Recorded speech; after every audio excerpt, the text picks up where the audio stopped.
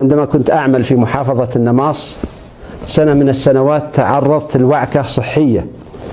وطبعا الإنسان عندما يمر بمثل هذه الحالة أول ما يفكر فيه عمله ولقاء ربه وأولاده، ويتمنى أن يمشون على النهج السليم والقويم.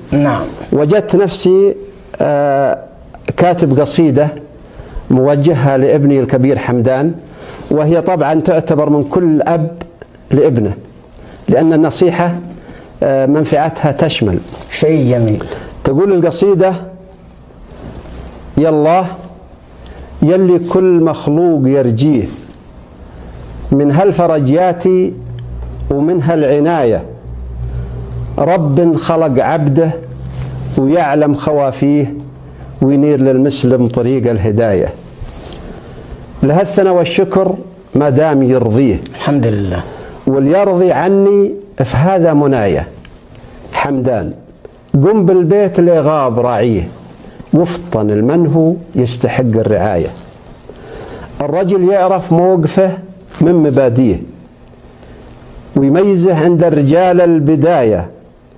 اختر لنفسك موقف تفتخر فيه، ترى الهدف لازم يوصلك غاية. لازم يوصلك غاية.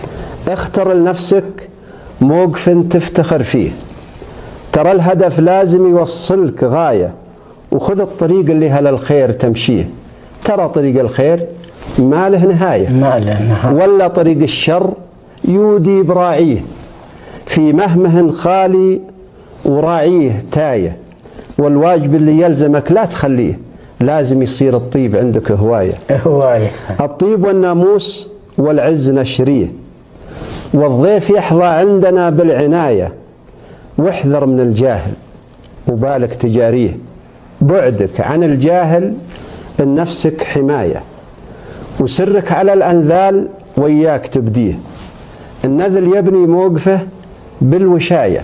هذا الصحيح. سايس الأمور بكل حكمة وتوجيه، ترى العلاج خير منه الوقاية. الأيام للرجال تخلفها قوي، لو حط له في كل مرقاب راية. من غرته دنياه ملزوم ترميه، وتعرضه بقعة سهوم الرماية. واعرف ترى العارف يحقق معانيه، والبيت مربوط بساس البناية. أما ثبت ولا سقط فوق بانيه، ولا تصدع قبل وضع الطلاية. هذا الصحيح. هذا زمان كاثرات حصانيه، يضحك وله وجهين مثل المراية. كم واحد عذبات الأيام تغويه، مغرور في نفسه يبغى الدعاية. الله أكبر. ومن كثر ما يأكل إكبارا على بيه، وش عاد لو جاله علينا ولاية. يظن ما في ناس رجل يباريه، ويقول أنا لي درت دارة رحاية. ولا درنه تايهم في مماشيه، وإنه على ما قال راعى الرواية. اللي صار ما للرجل راين يقديه، لا خير في من لا يقديه راية. وصلوا على اللي ينعش النفس طاريه، على النبي في المبتدأ والنهاية. اللهم صل وسلم على سيدنا محمد. وأحسنت والله أبياتا جميلة